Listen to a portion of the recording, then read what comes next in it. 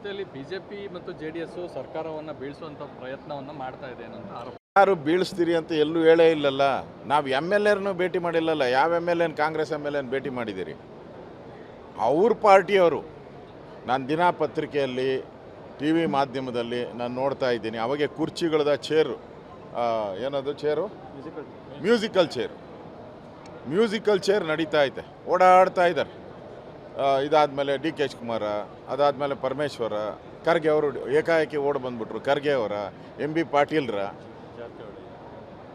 ಜಾರಕಿಹೊಳಿಯವರ, ಜಮೀರ, K J George ಅವರ, ಏನು ಭಾಳ ಜನ ಓಡಾಡ್ತಾನೆ ಅವರೇ. ಒಂಥರ ಮ್ಯೂಸಿಕಲ್ ಚೇರ್ ಅವ್ರ ಪಾರ್ಟಿಯಲ್ಲಿ ಗೊಂದಲ ಇರುವಂಥದ್ದು.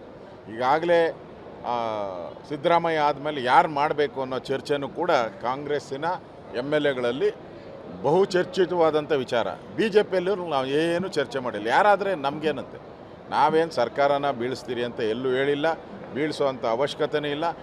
ಅವರು ಗೌರವಿತವಾಗಿ ಅವರು ಸರ್ಕಾರ ನಡೆಸಿದ್ರೆ ಜನನೂ ಕೂಡ ಇಷ್ಟಪಡ್ತಾರೆ. ನೋಡಿ, ಇವಾಗ ನೀರಿನ ತೆರಿಗೆ ಹೇಳಿದ್ರು ಬೆಂಗಳೂರಲ್ಲಿ. ಏನ್ರಿ, ಯಾಕೆ ನೀರಿನ ತೆರಿಗೆ ಏರಿಸಬಾರ್ದು? ಮಾಧ್ಯಮದವ್ರು ವಿರೋಧ ಮಾಡಲಿ, ವಿರೋಧ ಪಕ್ಷದವ್ರು ವಿರೋಧ ಮಾಡಲಿ, ಜನ ವಿರೋಧ ಮಾಡಲಿ, ನಾನು ಮಾಡೇ ಮಾಡ್ತೀನಿ ಅಂದರೆ ಏನರ್ಥ? ಸಂವಿಧಾನಕ್ಕೆ ಅಗೌರವ ತಾನೆ. ಮತ್ತು ನಿಯತ್ತಿಲ್ಲ ಜನಗಳಿಗೆ ಅಂತ ಹೇಳ್ತಾರೆ. ಯಾಕಪ್ಪ ನಿಯತ್ತಿಲ್ಲ?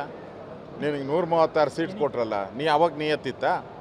ಪಾರ್ಲಿಮೆಂಟ್ ಸೋತ ತಕ್ಷಣವೇ ನಿಯತ್ತು ಹೊರಟೋಯ್ತು ಜನಗಳಿಗೆ. ಅಂದರೆ ಏನು ನಿನಗೆ ಒತ್ತಿ ನೀವು ಮಾಡಿರೋ ಗನಂದಾರಿ ಕೆಲಸಕ್ಕೆ. ಅಂದರೆ ಇಡೀ ಭ್ರಷ್ಟಾಚಾರ ತಾಂಡವಾಡ್ತಾ ಇದೆ ಇಡೀ ಕರ್ನಾಟಕದಲ್ಲಿ. ಪ್ರತಿಯೊಂದು ಆಫೀಸು ಭ್ರಷ್ಟಾಚಾರದ ಕೇಂದ್ರ ಕಚೇರಿಗಳಾಗ್ಬಿಟ್ಟಿದೆ. PSI ಟ್ರಾನ್ಸ್ಫರ್ಗೂ 30-40 ಲಕ್ಷ ನಿಮ್ಮ ಎಮ್ ಎಲ್ ಎಗಳು ಕೇಳ್ತಾರೆ. ಮೂಢ ಹಗರಣದಲ್ಲಿ CM ಅವರೇ ತಪ್ಪಿತಸ್ಥರಾಗಿದ್ದಾರೆ. ವಾಲ್ಮೀಕಿ ಹಗರಣದಲ್ಲಿ ಒಬ್ಬ ನಿಷ್ಠಾವಂತ ಅಧಿಕಾರಿ ಆತ್ಮಹತ್ಯೆ ಮಾಡ್ಕೊಂಡಿದ್ದಾನೆ. ಇಷ್ಟೆಲ್ಲ ಇದ್ದರೂ ಕೂಡ ಸಾರ್ವಜನಿಕರನ್ನ ಹೀಯಾಳಿಸುವಂಥದ್ದು ಈ ರಾಜ್ಯದ ಜನ, ಅದರಲ್ಲೂ ಬೆಂಗಳೂರಿನ ಜನ ಇವ್ರಿಗೆ, ಕಾಂಗ್ರೆಸ್ಗೆ ಸರಿಯಾದಂಥ ಬುದ್ಧಿಯನ್ನು ಕಲಿಸ್ತಾರೆ. ಅವ್ರ ಬಗ್ಗೆ ಮಾತಾಡಿರೋವಂಥದ್ದು ಜನರ ಮನಸ್ಸಲ್ಲಿ ನಾಟಿದೆ. ನನಗೆ 100 ಜನ ಫೋನ್ ಮಾಡಿದ್ರು, ಏನು ಸರ್ ಇವ್ರು ಹಿಂಗೆ ಮಾತಾಡ್ತಾರೆ ಬೆಂಗಳೂರು ಜನದ ಬಗ್ಗೆ ಅಂತೇಳಿ. ಬೆಂಗಳೂರು ಜನದ ಬಗ್ಗೆ ಮಾತಾಡುವಂಥ ನೈತಿಕ ಅಧಿಕಾರ ಈ ಕಾಂಗ್ರೆಸ್ ಸರ್ಕಾರಕ್ಕೆ ಇಲ್ಲ. ಬೆಲೆ ಏರಿಕೆ ಏನಾದರೂ ಮಾಡಿದ್ರೆ 9 ವರ್ಷದಿಂದ ಮಾಡಿಲ್ಲ ಅಂತಾರೆ. ನಾವು ಮಾಡಿಲ್ಲ, ಹೌದು. ಯಾಕೆಂದರೆ ಅವ್ರಿಗೆ ನೀರು ಕೊಡೋವಂಥದ್ದು ಕರ್ತವ್ಯ ಸರ್ಕಾರದ. ನೀರು, ಆಹಾರ ಇವೆಲ್ಲ ಕರ್ತವ್ಯ, ಸರ್ಕಾರದ ಕರ್ತವ್ಯ ಇದು. ಆ ಕರ್ತವ್ಯನ ನಾವು ಮಾಡಬೇಕು. ಟ್ರಾನ್ಸ್ಪೋರ್ಟು ಅಷ್ಟೇ, ಟ್ರಾನ್ಸ್ಪೋರ್ಟ್ ಕೊಡೋದು ಸರ್ಕಾರದ ಕರ್ತವ್ಯ. ಸಾರಿಗೆ ವ್ಯವಸ್ಥೆ ಇರ್ಬೋದು, ಕುಡಿಯೋ ನೀರು ಇರ್ಬೋದು,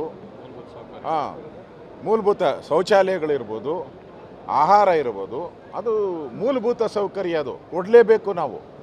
ನಮ್ಮ ಕರ್ತವ್ಯ, ಸಂವಿಧಾನದತ್ತವಾಗಿ ಅದು ನಮ್ಮ ಕರ್ತವ್ಯ. ಆ ಕರ್ತವ್ಯಕ್ಕೆ ನೀವು ಏರಿಕೆ ಮಾಡೋಕ್ಕೆ ಹೋದರೆ ನೀವು ನಾಚಿಕೆ ಆಗಬೇಕು ಸರ್ಕಾರಕ್ಕೆ. ಅದರಿಂದ BJP ಜನರ ಪರವಾಗಿ ನಿಲ್ತತೆ. ರಾಜ್ಯದ ಕಾಂಗ್ರೆಸ್ ಜನರ ಕ್ಷಮಾಪಣೆ ಕೇಳಬೇಕು ಅಂತೇಳಿ ಆಗ್ರಹವನ್ನು ಮಾಡ್ತಾಯಿದ್ದೀವಿ.